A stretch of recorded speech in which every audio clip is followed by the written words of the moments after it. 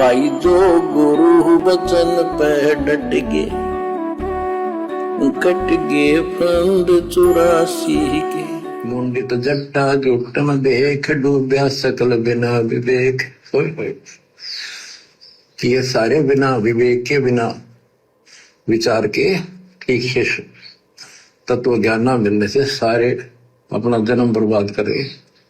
अब चलो, वो तो बेचारे जो जगत वाले हैं, सांसारिक हैं, उनको तो तत्व ज्ञान नहीं है, इसलिए अपना जीवन बर्बाद कर रहे हैं उल्टी साधना करके। और जिनको गुरुजी ने 30 साल से सत ज्ञान दे दिया, तत्व ज्ञान दे दिया, वो देखो किस प्रकार से अपना जीवन बर्बाद करने में लगे हुए भगत, सत्संगों के विरुद्ध सारे कुकर्म करके। तो भाई और बहनों, परमात्मा हर प्रकार से समझाते हैं। गुरुदेव के सत्संग जगत के लिए भी होते हैं, भगत के लिए भी होते हैं।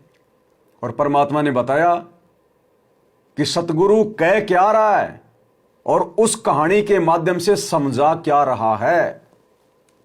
तो गुरुदेव जो सांसारिक लोगों के लिए जो ये बातें बोल रहे हैं ना, हमने तो भक्ति मार्ग में हमारे लिए क्या संकेत है, हमने भी किस प्रकार से सावधान रहना है। तो हमने तो अपने मतलब की बातों को पकड़ना है, क्योंकि तत्वदर्शी संत का सत्संग सबके लिए होता, सबके लिए। जिसके जैसे संस्कार होते हैं, जिसका जैसा भाग्य होता है, जिसकी जितनी बुद्धि होती है, उसी अनुसार परमात्मा के शब्द उसके ऊपर जो है वो असर करते हैं। तो सांसारिक लोगों की जो साधना है, जो क्रिया है, जो शास्त्र विरुद्ध है, उसके विषय में गुरुदेव बता रहे हैं कि उनको तो ज्ञान नहीं है। लेकिन हम भक्तों को ज्ञान देने में सतगुरु ने क्या कमी छोड़ दी, जो हम भी वापस वही काम कर रहे हैं। अरे वो तो इसलिए अनुपासना कर रहे हैं कि उनको ज्ञान नहीं है। फिर सतलोक आश्रम मैनेजमेंट हरियाणा ने अयोध्या में श्री रामलला के मंदिर में वहां जाकर, जहां रामलला के दर्शन करने के लिए दुनिया आ रही है अनुपासी, उनके लिए वहां अयोध्या में जाके भंडारा लगाने की क्या जरूरत थी। भाई और बहनों, आने वाले समय में दुनिया हंसा करेगी इनकी ऐसी ऐसी मूर्खता देखकर कि गुरुजी का परिवार, और इतनी बड़ी मूर्खता। भाई सही कहा करती है दुनिया कि दीपक तले हमेशा अंधेरा रहता है। अरे गोहाना में गौशाला वाले अपना हवन यज्ञ कर रहे हैं, महर्षि दयानंद वाला स्वाहा, और सतलोक आश्रम ने जाकर उस गौशाला में भंडारा लगा दिया। लोग आशा करेंगे भाई और बहनों कि इन मूर्खों को छोटी सी चीज समझ में नहीं आई अपने गुरुजी की 30 साल में। इनको गुरुजी क्या खाक समझ में आए होंगे, क्या हमारे पूर्वजों का खाक मोक्ष हुआ होगा। वो आने वाली पीढ़ियां विचार करेंगी इन बातों पे कि गुरुजी ने प्रथम नाम देते समय कह दिया था, बेटा गेम नहीं खेलना, कोई खेल नहीं खेलना, कोई सहयोग नहीं करना। और इन्होंने धनाना गांव में स्टेडियम ठोक दिया जनता के लिए। ये हैं वो एजेंट विशेष काल के। तो वर्तमान में तो हो सकता है भक्तों की बुद्धि ऑफ है, राग द्वेष ईर्ष्या भक्तों में बहुत ज्यादा व्याप्त है। ये सच्ची बातें ना तो सतगुरु की अच्छी लगती हैं और ना सतगुरु के भक्तों की अच्छी लगती हैं, जिनके माड़े संस्कार होते हैं। लेकिन आने वाले समय में तुम्हारे ही वंशज तुम्हारे को धिक्कारा करेंगे, दुत्कारेंगे तुम्हारे को कि जीवन बर्बाद कर गए हमारे दादाजी, हमारे परदादाजी। ये हाल हो जाएगा अंत में। तत्व ज्ञान ना मिलने से सारे अपना जन्म बर्बाद कर रहे हैं। विरक्त उदासी ऐन माया लाग मीठी सेन, बागंबरिया उपंबर ऊट सोतो, बंधे तुम के बूट, गुदरिया बने वो रंग बिसरते, बिचरे फिरत हैं बिनंग, पुस्तक पति लंगे फिरे।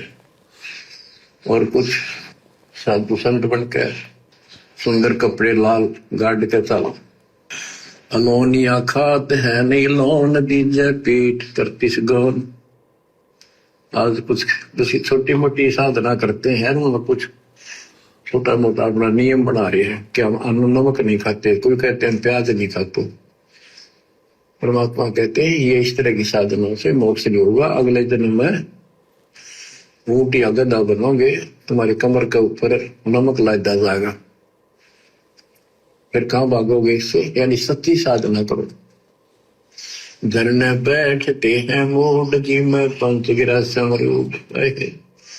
कुछ क्या करते हैं, एक घड़े में सुराख करवा के एक तपाई सी पर रखवा दो, ऊपर स्टैंड बना कर 3-4 फुट का, उसके नीचे बैठ जाते हैं सर्दियों में।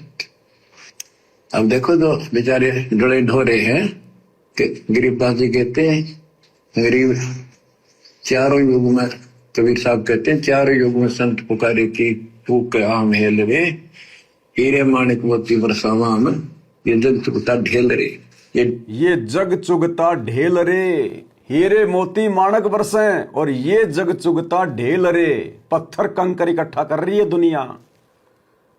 और आज देख लो भाई और बहनों, परमात्मा हीरे मोती लाल बरसा रहा है, परमात्मा अमृत ज्ञान की वर्षा कर रहा है, और परमात्मा की शरण में आने के बाद भी ये ज्ञान विरुद्ध उल्टे कुकर्म करके सतलोक आश्रम मैनेजमेंट हरियाणा ढेल चुग रहा है, ढेल पत्थर कंकर इकट्ठे कर रहा है। और हम सत्सेवक भाई बहन अपनी आत्मा का कल्याण करवा रहे हैं गुरुदेव की प्रत्येक मर्यादा में चलकर। हमने दुनिया को नहीं देखना, हमने भगत समाज को नहीं देखना कि भगत हमारे बारे में क्या सोचेंगे, भगत हमें क्या कहेंगे क्या नहीं कहेंगे। हमने अपने आत्म कल्याण को देखना है और अपने गुरु की मर्यादा को देखना है। तो हमारे खुद के 90% भाई बहन इस परीक्षा के समय में ढेल चुग रहा है, कंकर पत्थर इकट्ठे कर रहे हैं, मर्यादा तोड़ तोड़ के, जगत को प्रसन्न कर करके और गुरु को नाराज करके। कबीर साहब कहते हैं, चारों युग में संत पुकारे की फूक आम हेल रे, हीरे माणिक मोती बरसावा में, ये जग चुगता ढेल रे। ये डरे लोनिया की बात बता रहे हैं।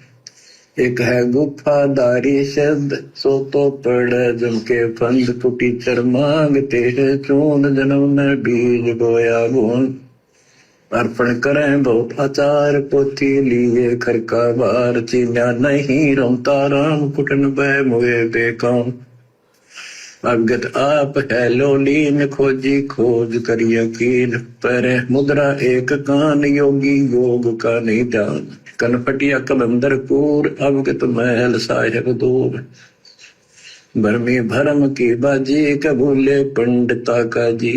होय होय, ये सारे भूल रहे हैं पंडित और का जी। सन्यासी उदासी जान पाया नहीं सतगुरु ज्ञान। होय होय, इनको जितने भी सन्यासी हैं, उदासी हैं, सट दर्शनी हैं, इनको सतगुरु का ज्ञान प्राप्त नहीं हुआ, इसलिए भक्ति भी कर रहे हैं, तड़प भी रहे हैं, मार्ग ठीक नहीं मिला। और बच्चों, आपके ऊपर कैसी कृपा कर दी, आप इतनी अच्छी आत्मा हो, मैं वर्णन नहीं कर सकता। क्या कह रहे हैं परमात्मा कि बच्चों आपके ऊपर कैसी दया कर दी परमात्मा ने, आप इतनी अच्छी आत्मा हो, मैं आपका वर्णन नहीं कर सकता। अरे वर्णन तो एक जीव अपने भगवान का नहीं कर सकता, उसकी महिमा का नहीं कर सकता, उसके उपकार का नहीं कर सकता। इसके बावजूद गुरुजी आप और हम जैसे 2 कोटि के जीव के लिए इस प्रकार के शब्दों का प्रयोग कर रहे हैं। किनके लिए? हम सत्सेवकों के लिए, ना कि सतलोक आश्रम मैनेजमेंट हरियाणा से जुड़े हुए भाई बहनों के लिए।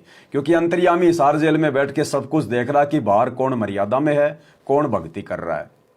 अब सतगुरु का ये प्रसाद, सतगुरु का ये आशीर्वाद, इस प्रकार के शब्द, क्योंकि आप और हमें तो गुरुद्रोही घोषित करवा रखा है।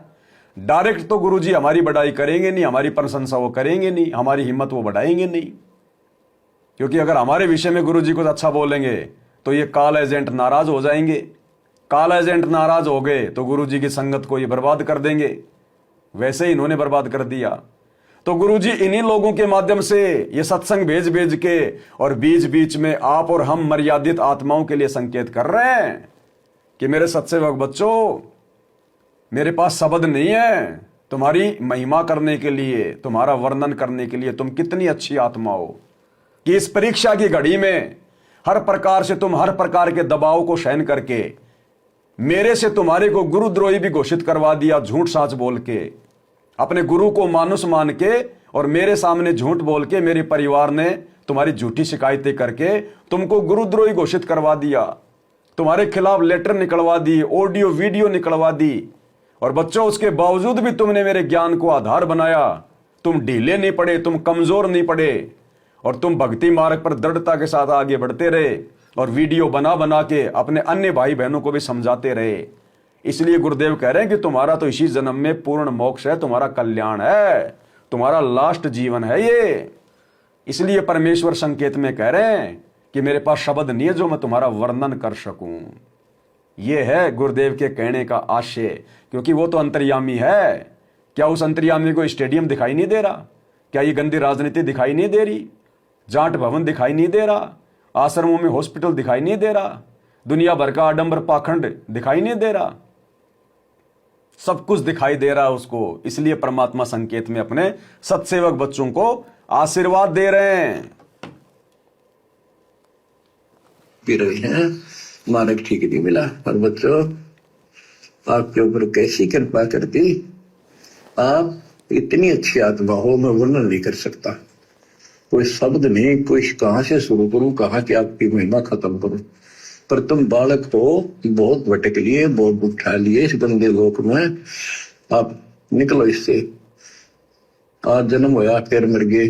तो बच्चों, आपकी किस्मत की तुलना यदि मैं आज ब्रह्मा विष्णु महेश से करूं तो वो कमजोर है। जो गुरु वचन पे डट गे, कट गे फंद 84 के, कट गे फंद 84 के, कट गे फंद 84 के।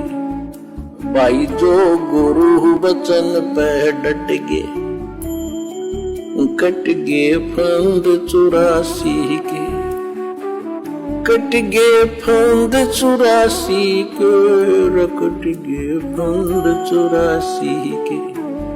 भाई जो गुरु वचन पे डट गे,